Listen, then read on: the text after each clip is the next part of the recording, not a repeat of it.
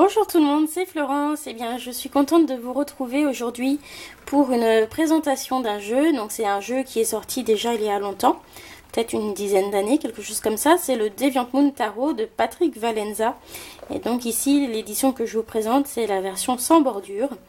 Voilà, j'ai beaucoup hésité au moment d'acheter ce jeu. Je ne savais pas trop s'il valait mieux acheter la version sans bordure ou avec bordure. Donc, j'ai trouvé surtout des vidéos en anglais pour ça et... du coup, voilà, je me suis dit ça peut vous aider que quelqu'un fasse ce genre de review en français. Donc c'est un jeu qui coûte une vingtaine d'euros sur Amazon. Je vous conseille de le prendre plutôt sur Amazon que sur Etsy ou sur le site de Patrick Valenza parce que vous n'aurez pas beaucoup de frais de port alors que sinon ça vient des États-Unis et vous en aurez pour cher de frais de port. Voilà, et c'est le même jeu donc voilà, c'est un jeu officiel, il n'y a pas de souci, vous pouvez commander.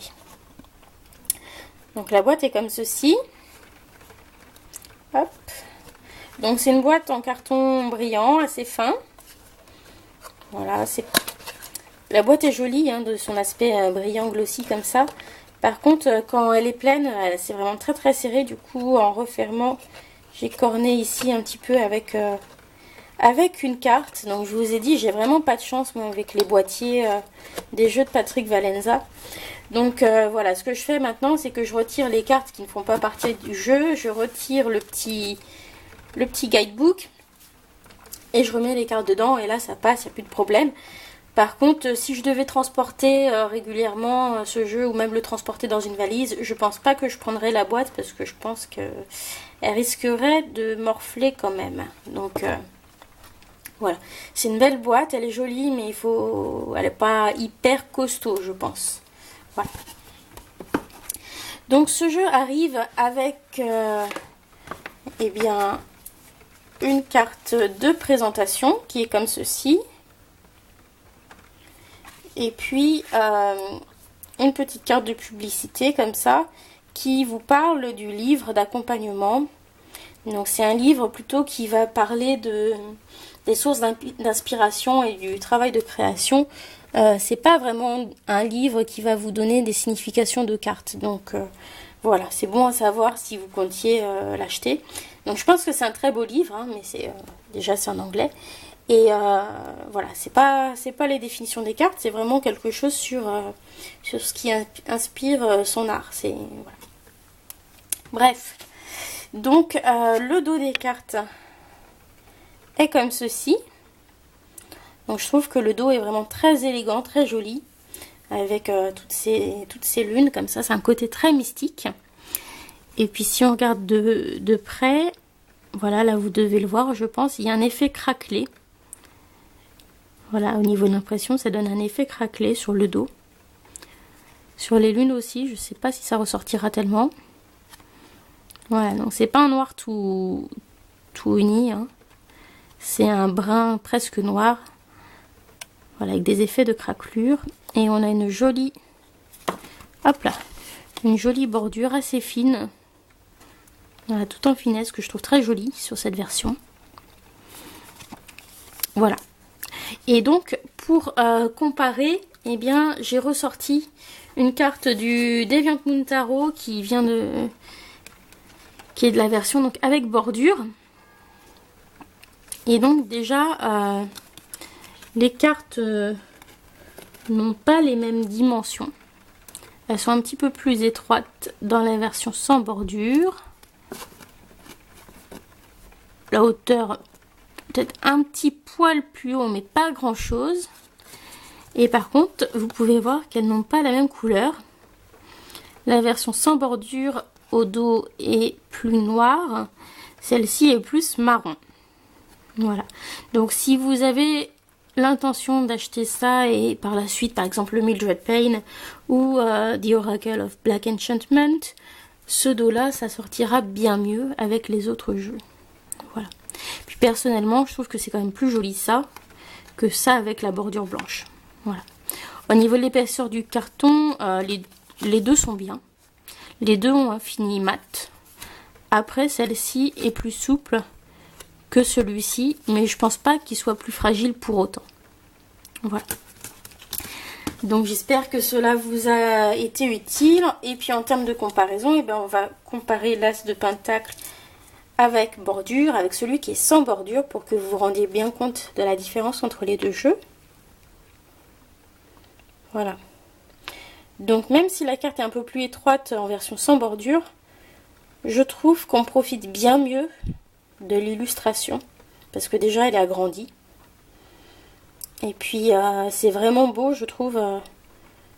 Voilà, on plonge vraiment bien dedans du fait qu'il n'y a pas de bordure.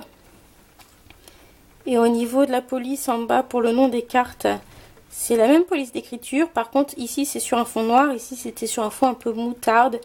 Et je préfère sur un fond noir qui est beaucoup plus sobre.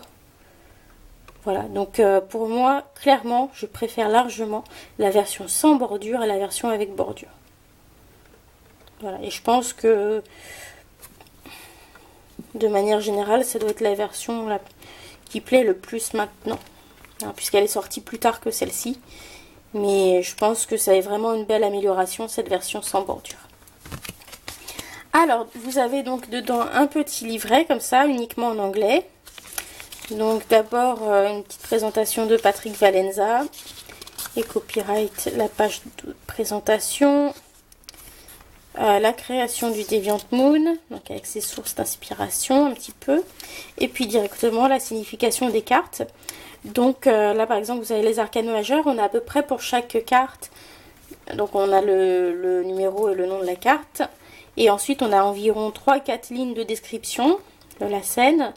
Et ensuite le sens de la carte à l'endroit et de la carte ensuite à l'envers dans Reversed Meanings. Donc voilà, et puis pour les... Ensuite, on a la suite des épées. Donc ça va du roi à chaque fois à l'as. On a la suite des bâtons. Ensuite, on a la suite des coupes. On termine avec la suite des pentacles. Et à la fin, donc vous avez une proposition de tirage. Donc ici, ça vous reprend les petites...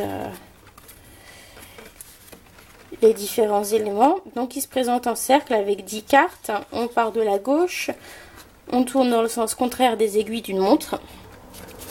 Et donc en 1 vous avez le consultant donc dans le présent, donc les circonstances dans son présent. Ensuite en 2 vous avez les influences du passé. En 3 les influences qui viennent du subconscient. Donc tout ce qui vient de sa manière de penser, de ses rêves, de son esprit, etc. En 4, nous avons donc les désirs secrets et les souhaits, donc qui ne sont pas encore réalisés. En 5, les forces qui sont cachées. En 6, les événements à venir dans un futur proche. En 7, l'environnement, tout ce qui est autour de lui, donc à la maison, au travail, dans la communauté, etc., dans quel que soit le type d'environnement. En 8, les influences des autres. En 9, les forces spirituelles qui pourraient affecter la question. Et en 10, l'issue finale. Voilà, donc c'est représenté comme ça. Et puis à la fin, vous avez des petites pages pour prendre des notes. Donc voilà pour le petit livret, je passe tout de suite aux cartes. Donc je vais me déplacer pour que vous voyez bien. Voilà. Donc je commence avec les arcanes majeures. Voilà, donc là je pense que vous verrez plutôt bien. Donc le fou.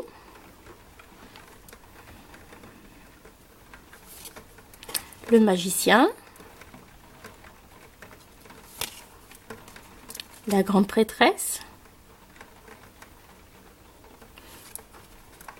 L'impératrice. Donc c'est un jeu qui est sombre quand même au niveau des représentations. Et pourtant, dedans, il y a quand même pas mal de couleurs assez vives. Vous avez ce vert, ce bleu, ce violet, etc. Donc c'est vrai que c'est assez étrange. L'empereur. Le hiérophante.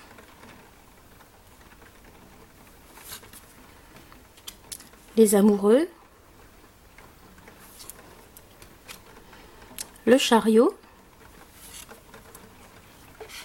la justice, l'ermite, donc assez particulier dans sa représentation. C'est pas du tout traditionnel pour cette carte. La roue de fortune, voilà, qu'on retrouve sur la boîte. La force, qui là aussi hein, est assez différente de ce qu'on a l'habitude de voir. Le pendu. La mort. Je trouve que cette carte, elle est à la fois très parlante et très dérangeante. Voilà, je l'aime et je la déteste en même temps, cette carte. La tempérance, donc celle-ci, elle a une énergie bien plus douce. Le diable. La tour, il y a presque quelque chose de spatial ici. L'étoile. La lune. Le soleil. Le jugement. Et le monde. Voilà. Donc c'est un jeu qui a vraiment son univers. Hein, c'est un univers très particulier. On aime ou on n'aime pas. Ou alors au premier abord, on n'aime pas. Puis ensuite, on y revient parce qu'il y a quelque chose quand même qui nous interpelle dans ces cartes. Et c'est un jeu, je dirais, qui de manière générale plaît pas mal aux hommes. Voilà, dans les jeux que j'ai au niveau du tarot, les garçons choisissent plutôt celui-ci. Voilà, c'est vrai qu'il a une énergie sans doute plus masculine que les autres que je vous ai présentés, ça c'est sûr. Voilà. Donc l'as de bâton, qui est magnifique, je trouve. Le 2 de bâton. Le 3 de bâton. Le 4 de bâton. Donc pour les suites après, on n'a plus les noms des cartes, on a simplement le numéro en haut. Et puis, mais bon, c'est assez facile voilà, on s'y retrouve bien. Et il y a juste pour les cartes de cours qu'on a à nouveau des noms en dessous. 5 de bâton. Le 6, comme elle est belle celle-là. 7 de bâton. 8 de bâton. 9 de bâton. Le 10 de bâton. Le page de bâton. Le cavalier de bâton. La reine de bâton, pleine d'assurance. Voilà, très belle. Et le roi de bâton. Voilà, ensuite on passe à la série des coupes. Voilà, je me déplace toujours un petit peu hein, entre chacune des séries. Donc l'as de coupe qui est magnifique. Le 2 de coupe. 3 de coupe. Elle est drôle et inquiétante celle-là, je trouve. Celui-là, il a une bonne tête. Le 4 de coupe. Voilà, vous avez des choses comme ça, des fois, c'est vraiment très, très parlant. Là, l'ennui, on le voit vraiment, hein, même si c'est des personnages un petit peu bizarres. C'est vraiment quelque chose de parlant. Là, pareil, la dispute entre le mari et la femme. Voilà, on n'a pas de mal à comprendre ce qui se passe. 6 de coupe. 7 de coupe. Donc lui n'est pas du tout traditionnel dans sa façon d'être représenté. 8 de coupe. Je trouve qu'on comprend très très bien. Il est très bien fait celui-ci. 9 de coupe. La carte des souhaits avec un génie. 10 de coupe. Voilà, même si ces personnages sont bizarres, un peu rapiécés, voilà. C'est beau quand même. Le page de coupe. Les couleurs sont superbes. Le cavalier de coupe. la reine de coupe et le roi de coupe. Voilà. Donc c'est vraiment un jeu qui a l'air sombre comme ça, mais il a vraiment de très belles couleurs, je trouve. Des couleurs très profondes. Et je le trouve très intéressant pour tout ce qui va être psychologique. C'est vraiment un super jeu. Alors la série des épées. L'as d'épée. 2 d'épée. 3 d'épée. Voilà, c'est très clair, hein, c'est très direct. 4 d'épée, donc celui-ci il me fait vraiment penser à une carte que je vous ai montrée dans son dernier jeu, hein, The Oracle of Black Enchantment, que je vous ai présenté la semaine dernière. Vraiment c'est assez troublant. Le 5 d'épée, on dirait Napoléon, il est habillé pareil. Le 6 d'épée, qu'on voit bien dans les petits détails, c'est riche, hein, ça, il part de quelque chose qui est en ruine, qui ne va pas vers quelque chose de meilleur. 7 d'épée, donc reconsidérez vos plans. On voit quand on regarde de très près que la corde est sur le point de céder. Donc voilà, il y a plein de petits détails dans ces cartes.